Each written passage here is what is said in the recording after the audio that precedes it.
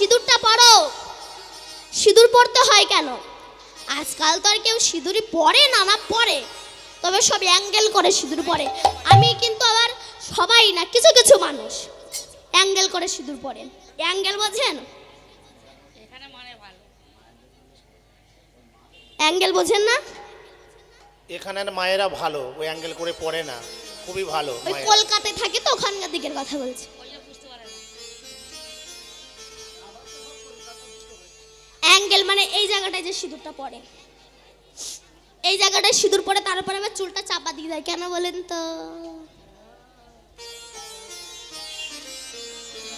যাতে কেউ না বুঝতে পারে আমার খরিদ্দার জুটে গেছে।